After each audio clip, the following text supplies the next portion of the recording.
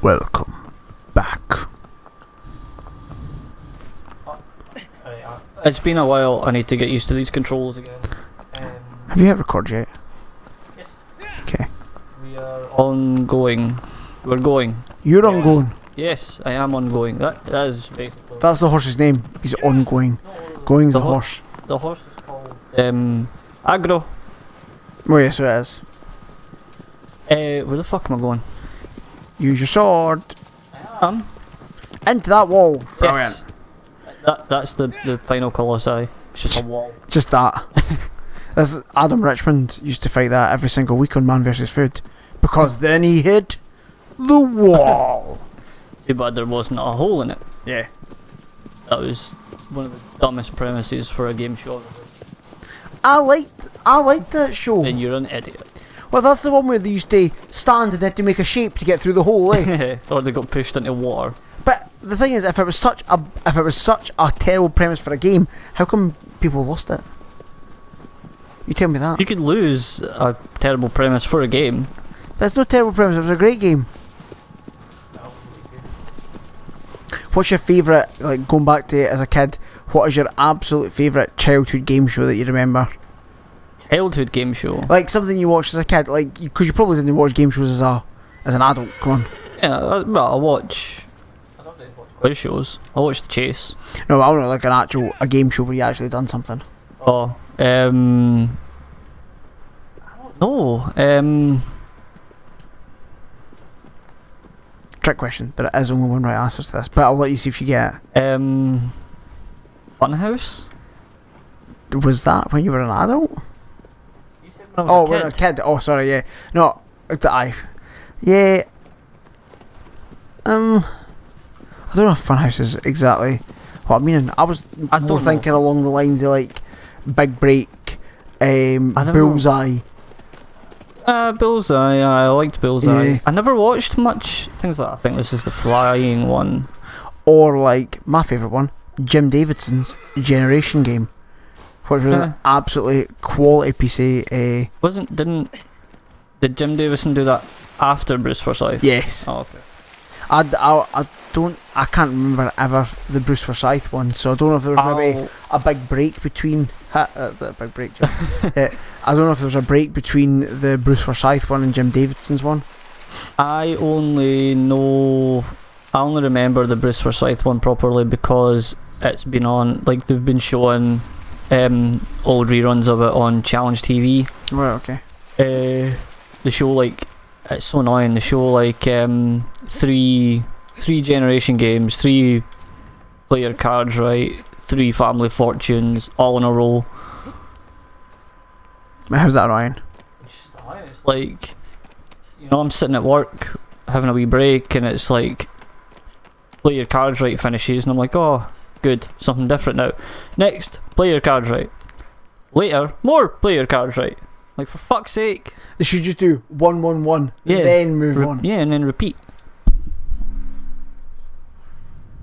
But yeah, I didn't realise how much of a stranglehold Bruce Forsyth had on the game show market back then. Yeah, the Generation Game, play your cards right, and I'm pretty sure he done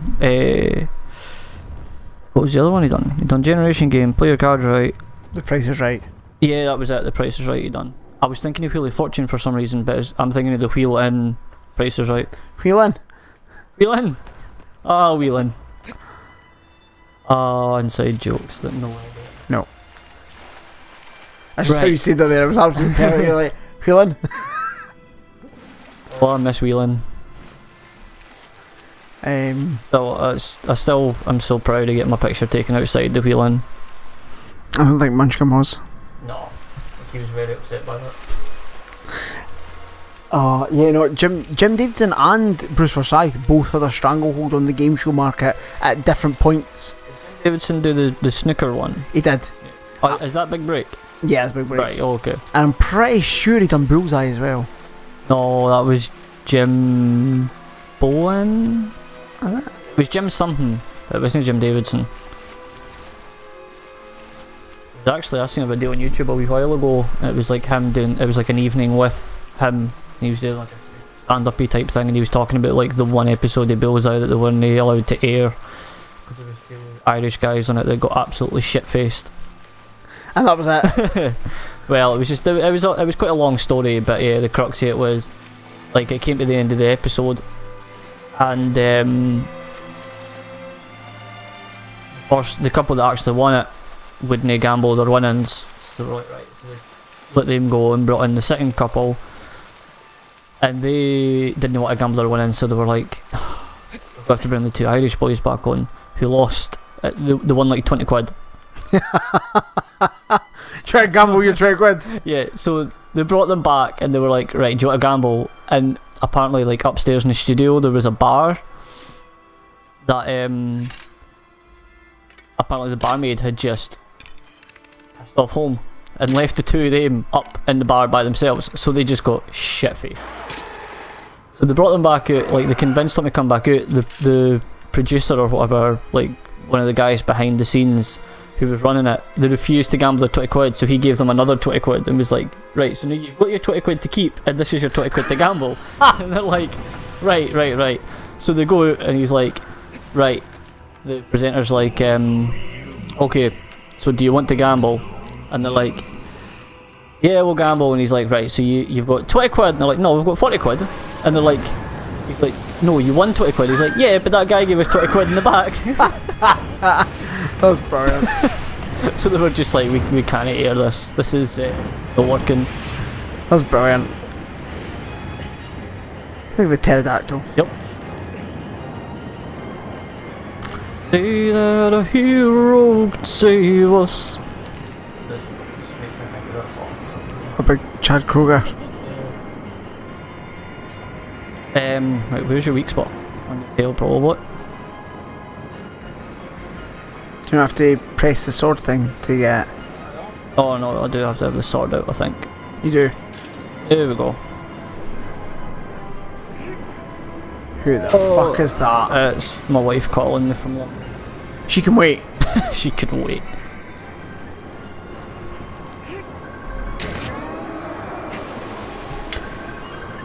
It's okay, Kaya. I'll take over. No, the last time we did this, you got us very lost. No, I didn't. Yes, you did. Did I get us to the Colossus?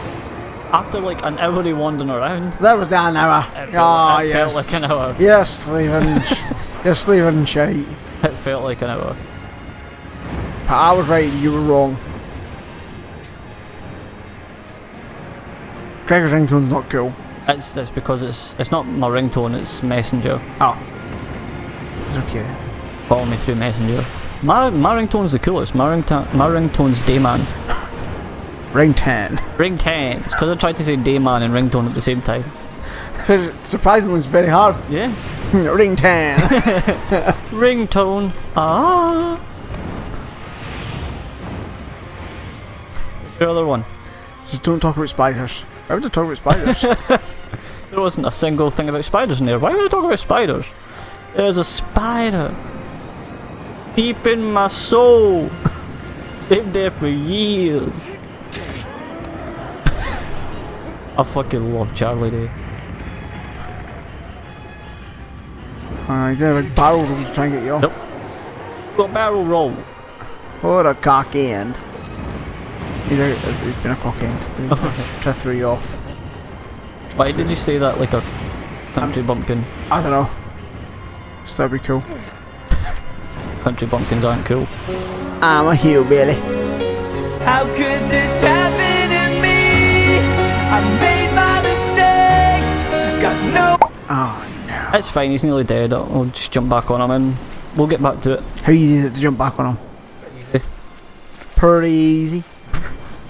One of my favourite, like the whole of, I rewatched Make Happy by Bo Burnham recently again, and like the whole thing's amazing, like so well written. I think one of my favourite parts is when he's like, oh, you guys are so great, you know, I played Alabama recently, and you know, they were just impressed with the lights. I didn't have to do jokes. Fuckers got moving candles. And everybody's laughing. He's like, actually, Alabama were really nice and really appreciative of you, elitist pricks. That's brilliant. It's so good. He's so clever. How to turn things on its head. Yeah. Oh, that's what most of his comedy is about. Like it's all so well written and so clever. I've only ever seen the Wumble Burnham show. What? Is it what? The one that you and Amy sometimes watched at the old flat. Yeah, that was the one that was out before Make Happy. Oh. Make Happy is so good. It's so funny. He's got a song about how hard it is being a straight white man and everything. It's so good. Oh, Gregor. Fuckers got moving candles.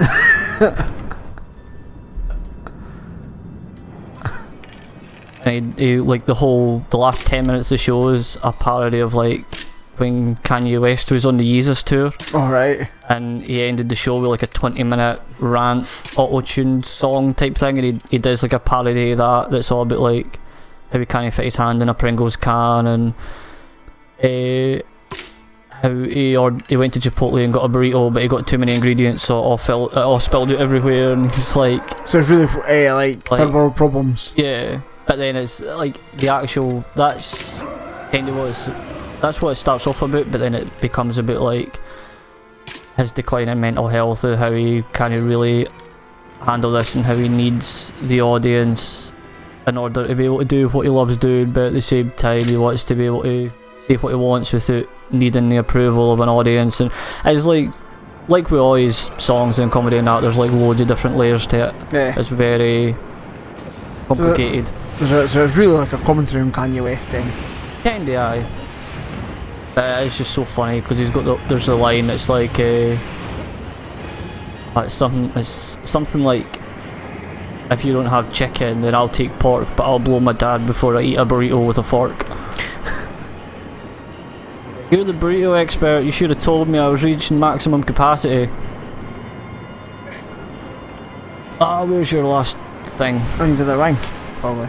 No, it doesn't. Maybe. It didn't look like there was a bit to grab onto on his other. Oh, yeah, it's over there. I'm running running out of stamina though, so you need to hurry the fuck up. And level off. Damn it! Damn it! Damn it! Oh no! Thought I was hitting my head there. Can you die this game? Die. You can die. You can die. You can die. Fuck! I need to get on that. Should have. Oh what? A shiny. Oh, it's coins that I heard so much about. One of these fancy coins. I've seen a thing about how you can collect coins in the game, but I never found any. So you finally found a coin. Yep. Right. So I'm trying to think what side does I need to get on. His left side. So if I go, I'll grab onto this wing and it'll be easier because then I won't have to climb over his wings. Indeed. I'm smart. But what if it comes to the other direction? I think he will. He fucking is. Yes, Oh, he's just taking the piss. See the way he jumps is so annoying. I know I said this last time, but it's so annoying. It's like the big monster doesn't want me to kill him. Yeah, I know. And how do you know it's a monster? Look at it, it's a monster. What other humans you ran into in this world apart from your dead bird? A horse. Or your dead sister? Be my sister, she could be my sister mum.